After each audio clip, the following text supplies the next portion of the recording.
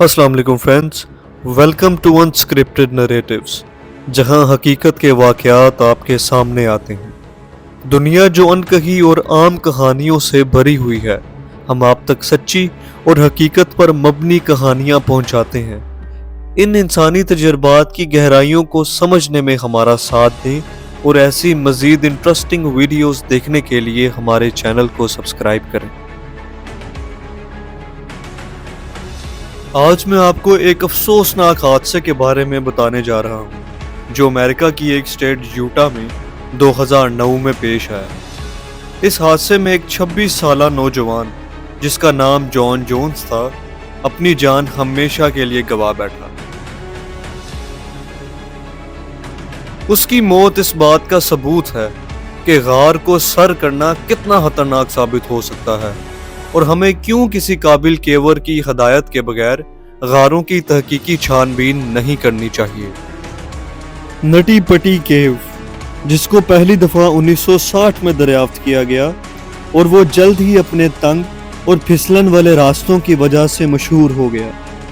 उसके मुख्तलिफ रास्तों को उनकी बनावट के लिहाज से नाम दिया गया, जैसे कि द बर्थ किनाल, द ओटा किनाल, द स्काउट ईटर और द मेज। नटी पटी 1355 फीट लंबी और 145 फीट चौड़ी है। जॉन ने बहुत बार केविंग की थी, लेकिन हाल ही में उसने कोई ऐसा तजर्बा नहीं किया था। उसने ये तजर्बा बचपन में किया था, जब वो अपने छोटे भाई जोश और अपने वालिद के साथ केविंग ट्रिप्स पे जाया करता था। जॉन का ताल्लुक एक बड़े खानदान से था। उसके 5 भाई और 2 बहनें थी। हादसे के वक्त जॉन एक पेडियाट्रिक कार्डियोलॉजिस्ट बनने के लिए पढ़ाई कर रहा था। नवंबर 24, 2009 जॉन और जॉश ने अपने बचपन की यादों को दोबारा ताज़ा करने के लिए एक गार में जाने का फैसला किया और इस बार उन्होंने नटी पटी केव का चुनाव किया। वो अकेला नहीं था, बल्कि उसके हमरा इस सफर में 9 और दोस्त भी शामिल हुए। एक गार में जाने के लिए ये एक बहुत बड़ा ग्रुप था जो आखिरकार नटी पटी केव में दाखिल हो गया। हर चीज 1 घंटे तक बहुत ठीक चल रही थी। उन सब ने केव का सबसे बड़ा कमरा दरियाफ्त किया, जिसका नाम बिग स्लाइड था। मगर जॉन, जॉश और 2 और साथियों ने एक बड़ा चैलेंज लेने का फैसला किया, जिसके बारे में उन्होंने पहले से सुन रखा था। बर्थ केनाल, जो एक तंग और मुश्किल रास्ता है, दरअसल एक बड़े कमरे में जाता है। जॉन सबसे आगे था। वो कुछ देर तक रेंगता हुआ आगे गया, मगर उसको कोई बड़ा खित्ता नजर नहीं आया। वो कुछ इंच और आगे गया, मगर वो तंग रास्ता वसी ना हुआ, बल्कि उसने नीचे की तरफ एक तेज मोड़ लिया। जॉन बहुत यकीन से आगे बढ़ा कि शायद सुरंग नीचे से वसी है, मगर अब बहुत देर हो चुकी थी। वो 50 फीट पहले ही गलत रास्ता चुन चुका था। ये बात अभी तक वाज़े नहीं हुई कि आया जॉन बर्थ कनाल में दाखिल होने के बाद गलती से स्काउट ईटर की जानिब चला गया, या फिर वो बर्थ कनाल की बजाय किसी और रास्ते में दाखिल हो गया। बर्थ कनाल को अब एड्स पुश कहा जाता है और एड्स पुश किसी भी कुशादा हित्ते की तरफ नहीं जाती है। अगर जॉन कोशिश भी करता, तब भी वो आगे कहीं नहीं जा सकता था। अगर इसको आसान लफ्जों में समझा जाए तो जॉन रेंगता हुआ एक ऐसे गड्ढे में जा गिरा था जहां उसकी वापसी तकरीबन नामुमकिन थी। वो गड्ढा जिसमें जॉन गिरा था, वो महज 10 इंच लंबा और 18 इंच चौड़ा था। उसका साइज बिल्कुल एक फ्रंट लोडिंग वॉशिंग मशीन के दरवाजे जैसा था और एक 90 किलो के आदमी के लिए, जिसका कद तकरीबन 6 फीट लंबा है, एक कब्र से भी ज्यादा भयानक था। जमीन से तकरीबन 100 फीट नीचे गार की गहराई में जॉन सिर्फ दुआ और इंतजार कर सकता था। जॉश वो पहला शख्स था जिसने जॉन को तलाश किया। वो इस बात से परेशान था कि पत्थरों ने किस हद तक जॉन को निगल लिया है। उसने जॉन को खींचने की बहुत कोशिश की, मगर नाकाम रहा। जॉन का एक हाथ उसके नीचे था और दूसरा पीछे की तरफ ताकत लगा रहा था। उसके टहने और पैर आजाद थे, मगर किसी काम नहीं आ सकते थे। जॉश ने जॉन को हौसला दिया اور جتنا جلدی ہو سکتا تھا اتنا جلدی زمین کی طرف واپس گیا۔ وہ مدد لینے کے لیے غار سے باہر گیا، جبکہ ان کا ایک دوست جان کے ساتھ رہا۔ پہلا شخص جو جان کی مدد کے لیے پہنچا وہ سوزین تھی، جو کہ ایک لوکل ریسکیو والنٹیئر تھی۔ وہ فوراً جان کی مدد کے لیے پہنچی، مگر اس کو پہنچنے میں تقریباً 3 گھنٹے لگ گئے اور اب تقریباً شام ہو چکی تھی۔ سوزین مزید وقت ضائع کیے بغیر فوراً جان تک پہنچی اور اگلے کچھ گھنٹوں میں ریسکیورز کی پوری ٹیم وہاں پہنچ گئی۔ ریسکیو ٹیم نے کافی زیادہ سوچنے کے بعد ایک پلان بنایا کہ رسی کو ایک جانب سے مضبوطی سے جان کے پیروں میں باندھا جائے اور رسی کی دوسری جانب سے ٹیم کے سارے ممبر پوری طاقت کے ساتھ رسی کو کھینچیں گے۔ جان کی باڈی کی آکورڈ پوزیشن نے چیزوں کو مزید مشکل کر دیا۔ ریسکیورز کو بس اس کے پیر ہی نظر آ رہے تھے اور سرنگ اتنی تنگ تھی کہ وہاں سے کھینچ کے جان کو نکالنا بہت مشکل تھا۔ ریسکیورز نے ایک روپ پلی سسٹم بنایا، پلی کو بولٹس کے ساتھ مضبوطی سے باندھا اور بولٹس کو غار کی دیواروں میں ڈرلنگ کے ذریعے ڈال دیا گیا۔